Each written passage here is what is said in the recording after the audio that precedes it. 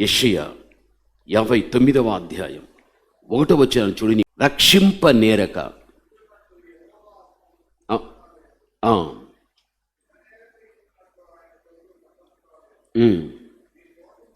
మీ దోషములు మీకు మీ దేవునికి అడ్డముగా వచ్చెను.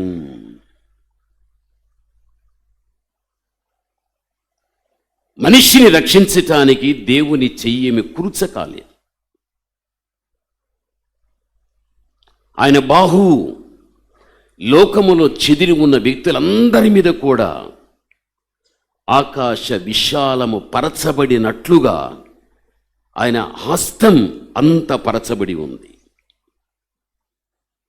మనిషిని రక్షించటానికి నా చెయ్యము కురచగా లేదు, తక్కువగా లేదు. విననేరక ఉండునట్టు నా చెవులేమి మందము కాలేదు, నాకు వినబడుతాయి. రక్షించటానికి నా చెయ్యి శక్తివంతమైంది. అయితే మీ పాపములు నాకును మీకును ఏంగా వచ్చాయి? అడ్డుగా వచ్చాయి. అందుకే బైబిలు వాక్యములో ఆదాము హవ్వ ఆజ్ఞను అతిక్రమించినప్పుడు పాపం చేశారు. ఆ పాపాన్ని బట్టి దేవుడే వారికి దూరం అయిపోయాడు. వారి నుండి సంతతి ఉత్పత్తి అయ్యాయి నోవాహు కాలం వరకు. వారి నుండి ఉత్పత్తి అయిన సంతతి ఎక్కువ పాపం చేసేసాది. అందుకే దేవుడు వారికి ఏమైపోయాడు? మీ పాపం నాకు ఏంగా వచ్చింది? అడ్డుగా వచ్చింది. బైబిల్ చెబుతుంది. అందుకే నోవాహు కాలములో నీళ్ల గుండా అందరినీ కూడా దేవుడు నశింప చేయడం అనేది చూస్తూ ఉంటున్నాం. దీన్ని బట్టి చూడగలిగితే ఆదాము నుండి నోవాహు వరకు కూడా దేవుడు వారికి దగ్గరగా తోడుగా ఉన్నాడా, లేక దేవుడే వాళ్ళని విడిచిపెట్టేశాడా? దేవుడే విడిచిపెట్టేశాడు. దేవుడు విడిచిపెట్టకుండా ఉంటే జలప్రళయముతో వారిని ఎవ్వరిని కానీ దేవుడు ఏం చేసేవాడు కాదు, నాశనం చేసేవాడు కానే కాదు. ఒకే మనిషిని ద్వారా పాపం, వారి ద్వారా ఉత్పత్తి అయిన సంతతి విస్తరించగా పాపం విస్తరించిపోయాది.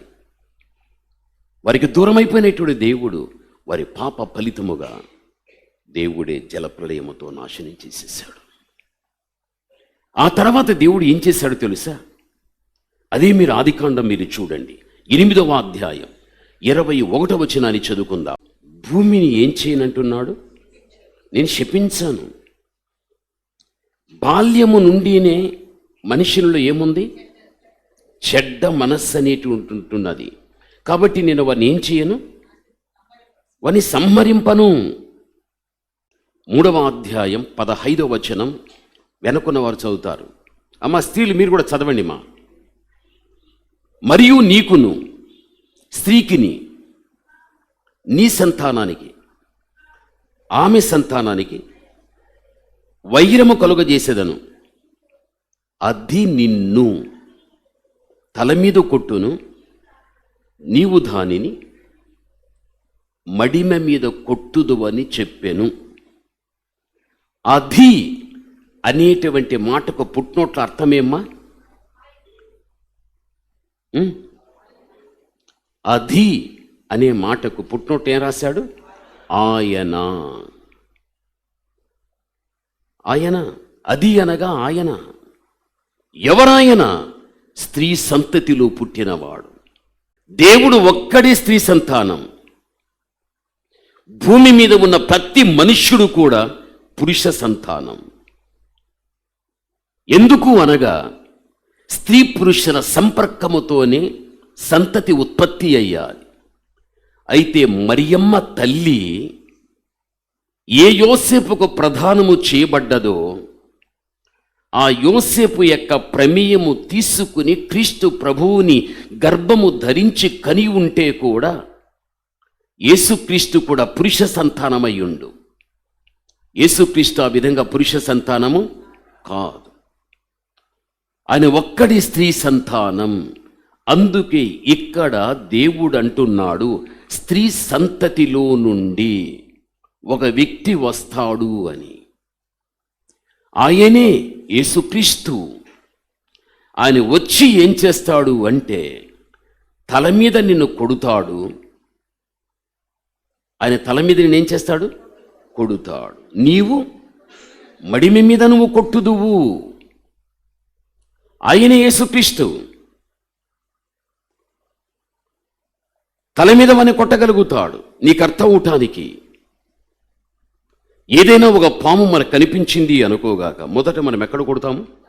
తల మీదనే కొడతాం. తల మీద కొట్టామంటే దేహాన్నంతా వదిలిపెట్టే, తలను కొట్టావంటే ఇంకా చచ్చిపోయినట్లే. అది తల కొట్టకుండా తల భాగాన నువ్వు ఎంత కొట్టినా, ఒకవేళ కొట్టేదాన్ని బట్టి అది మళ్ళీ ముందుకు సాగలేదు, కానీ బ్రతికి మాత్రం ఉంటుంది అది. అయితే వానికేం చెప్పాడు? సాతానుకేం చెప్పాడు? మడిమి మీద కొట్టుదు అంటే కాలు మడిమి మీద కొట్టుదువు అని. అంటే సాతానుడు స్త్రీ సంతతిలో నుండి వచ్చిన యేసుక్రీస్తు ప్రభు యొక్క కాలి మడిమి మీద వాడు కొడుతాడు. అయితే యేసుక్రీస్తు ప్రభుల వారు వాని తల మీద ఏం చేస్తాడు? కొడుతాడు.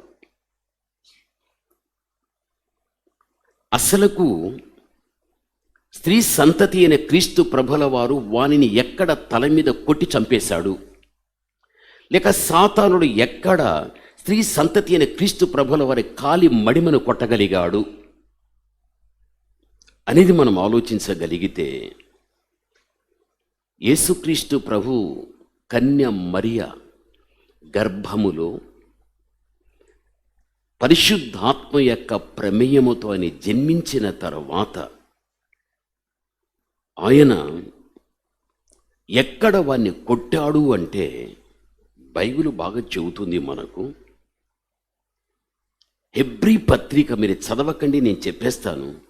హెబ్రీ పత్రిక 2వ అధ్యాయం 14-15 ఏముంది అంటే, అక్కడ సాతానుడు మరణ బలము కలిగిన వాడు అని ఉంది.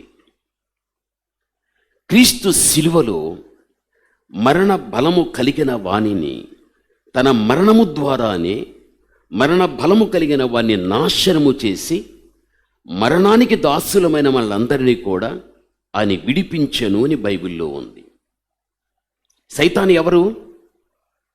చెప్పండి నాతో పాటు చెప్పండి. సాతాను మరణ బలము కలిగిన వాడు.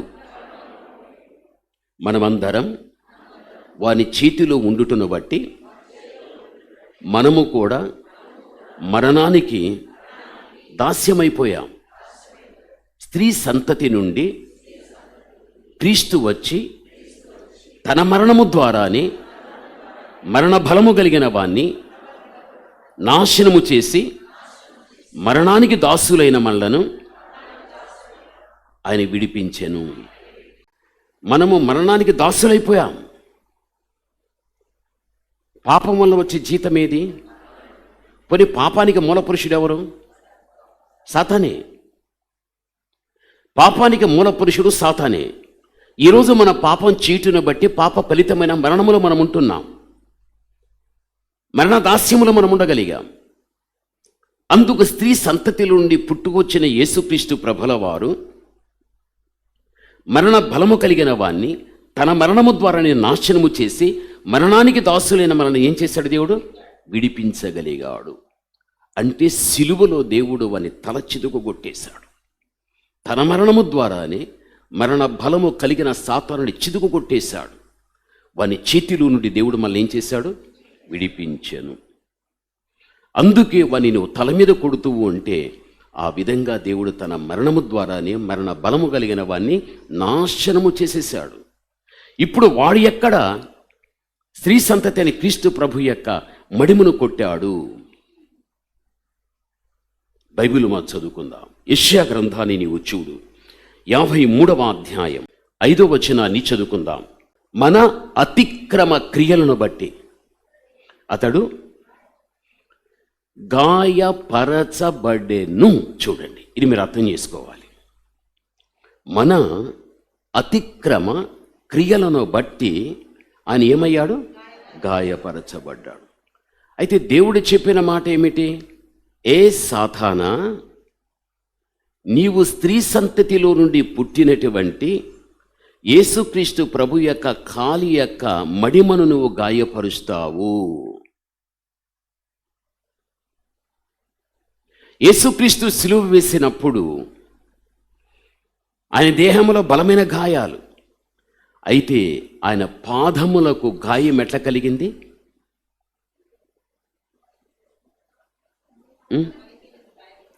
రోమా సైనికుడు ఈటె తీసుకుని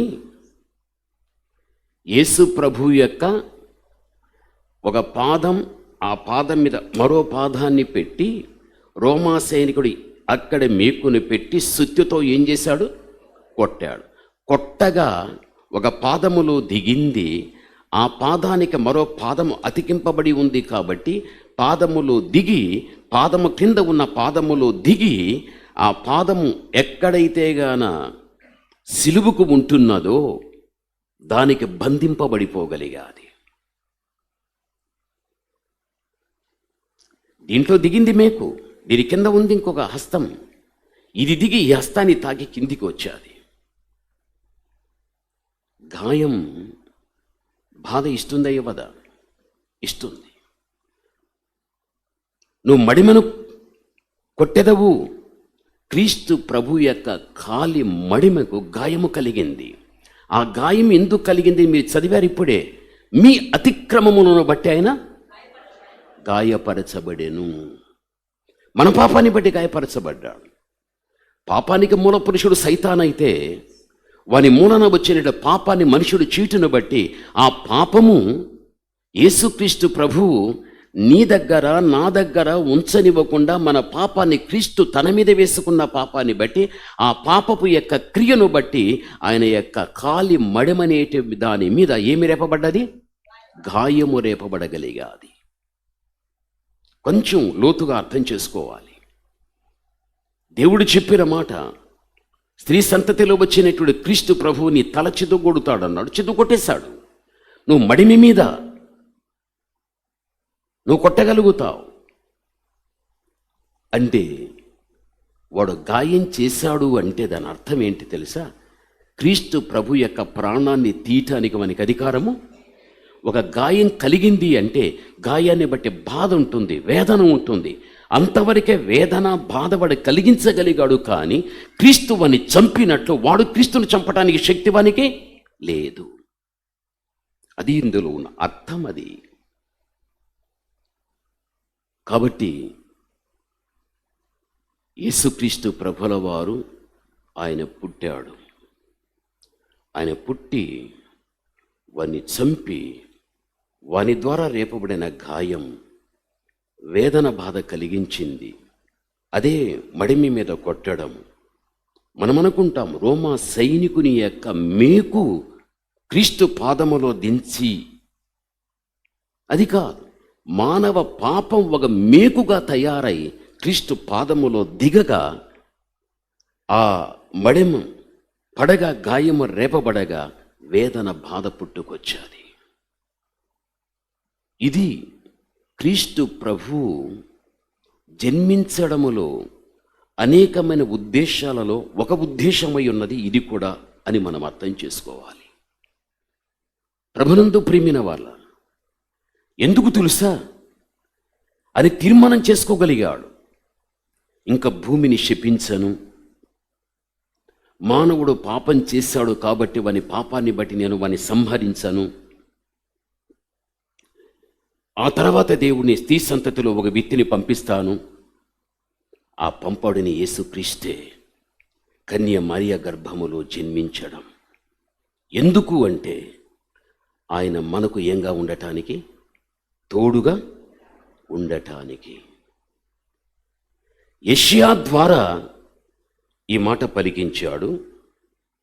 యెషయి కుటుంబములోనే యేసుక్రీస్తు ప్రభువుని దేవుడు ఉద్భవింపచేశాడు. ప్రవచించింది ఎవరు? యెషయా.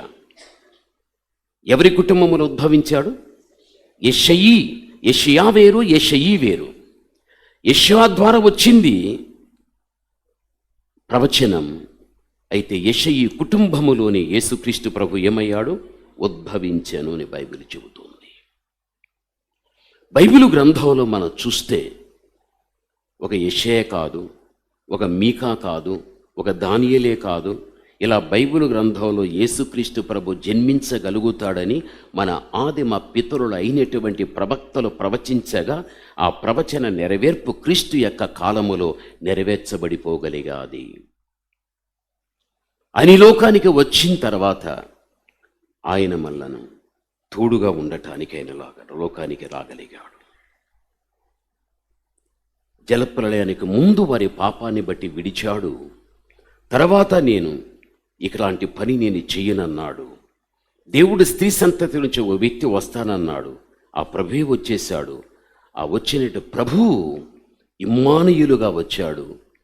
ఇమ్మానుయేలు అనగా ఆయన మనకు తోడు. ఆయన జన్మించిన కాలములో, ఆయన ఎదిగిపోయిన కాలములో తన తండ్రి యొక్క చిత్తాన్ని లోకములో జరిగించటానికి ప్రజల్లోనికి దూసుకు వెళ్ళిపోయిన తర్వాత అనేక మంది వ్యాధులుగా ఉన్న వ్యక్తులు పడి ఉండగా వారికి స్వస్థతని ఇచ్చాడు. అనేక మంది వ్యక్తులు చచ్చిపోయిన వ్యక్తి విషయమై బ్రతికున్న వ్యక్తులు ఏడుస్తున్నప్పుడు చచ్చిన వ్యక్తిని బ్రతికించి ఏడుస్తున్న వ్యక్తులకు దేవుడు సంతోషాన్ని, ఓదార్పును దేవుడు కలిగించగలిగాడు.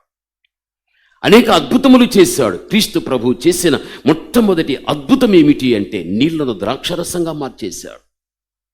అటువంటి అద్భుతమైన కార్యాలు ఎన్నో దేవుడు చేసేశాడు.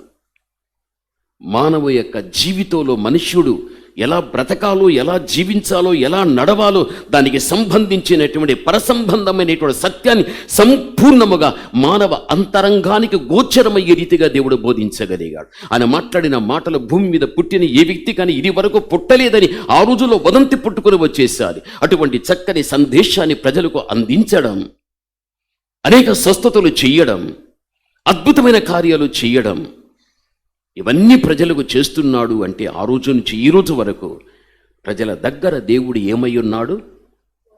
తోడై ఉన్నాడు. అందుకే ఆయన పేరేం పేరు? ఇమ్మానుయేలు. నీకు, నీ ఇంటికి, నీ పిల్లలకు నీ దేవుడు ఇమ్మానుయేలు, నీకు తోడు. ఆదాము నుండి నోవాహోవ కాలం వరకు చేసిన పాపాన్ని బట్టి దేవుడి వాళ్ళు విడిచి దూరం అయిపోయాడు. మనుష్యుడుగా పాపం చేసి దేవునికి దూరం అయిపోయాడు. జలప్రలయం తదనంతరం ఇంకా నేను ఆ పని చెయ్యను. దేవుడు చెప్పినట్టుగానే స్త్రీ సంతతిలో ఉండి ఆయన పుట్టుకొచ్చేసాడు. యెషయా చెప్పాడు, ఇమ్మానుయేల్ అండి, కన్య గర్భములో పుట్టుతాడు. ఆయన పేరు ఇమ్మానుయేలు, తోడుగా ఉంటాడు ఇక మీకు. నిజమే, పాపి తన పాపాన్ని బట్టి దేవునికి దూరం అయిపోయినా దేవుడు మాత్రం పాపికి ఎక్కడ కానీ దూరము, పాపిని తరుముకుంటూనే పోతున్నాడు. వాడు తాగటానికి వెళుతున్నాడు, వాని వెంబడినే పోతాడు. వాడు వ్యభిచారం చేయటానికి వెళ్తున్నాడు, వాని వెంబడే పోతాడు. వాడు జూదమా లేక లోకంలో చెడు కార్యాలు చేయటానికి వాడు ఎక్కడ వెళ్తాడో వాడిని వెంబడిస్తూనే ఉంటున్నాడు దేవుడు. వెంబడించి ఒక రోజున వాడు పట్టబడిన పాపం ఏదైతే ఉందో దాని నుంచి విడిపించి దేవుడు వానికి రక్షణిస్తున్నాడు. అంటే వానికి దేవుడు ఏమై ఉన్నాడు? తోడై ఉన్నాడు. నీ దేవుడు నీకు, నీ పిల్లలకు ఇమ్మానుయేలు అనే మాట మర్చిపోవద్దు.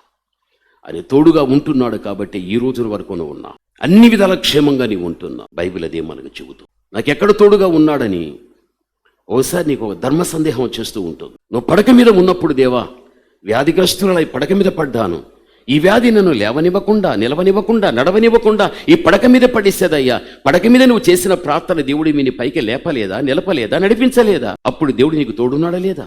నువ్వు ఆర్థిక ఇబ్బందుల్లో ఉన్నప్పుడు, దేవా ఈ ఆర్థిక ఇబ్బందులు బట్టి తండ్రి నా కుటుంబ వ్యవస్థ ముందుకు సాగలేకపోతూ ఉన్నది, దయచేసి నువ్వు సాయం చేయి ప్రభు అంటే కొద్ది రోజులు ఆలస్యమైనప్పటికీ కూడా ఆర్థికం నీకెంత అవసరమో ఆ మీదటైనా దేవుడు నీకు సాయం చేసి నడిపించలేదా? దీన్ని బట్టి దేవుడు నీతో ఉన్నాడా లేదా? ఎంతోమంది శత్రువులు వచ్చి నీ మీద దాడి చేసి సంవత్సరాల కొద్ది వారి గురించి నువ్వు బాధపడేటప్పుడు, దేవా ఎంతకాలం ఈ శత్రువుల ద్వారా నేను బాధపడాలి, ఎప్పుడు నాకు విముక్తి కలుగుతుంది? నువ్వు ప్రార్థన చేసిన తర్వాత ఆలస్యమైన శత్రువుల నుంచి దేవుడు నిన్ను విడిపించలేదా? ఇలా చెప్పుకుంటూ వెళ్ళగలిగితే లెక్కలేనని ఉంటున్నాయి. దీన్ని బట్టి చూస్తే దేవుడు నీకేమై ఉన్నాడు? తోడై ఉన్నాడు. అందుకే ఆయన ఎవరు? ఇమ్మానుయేలు. నీకు ఆయన ఇమ్మానుయేలు.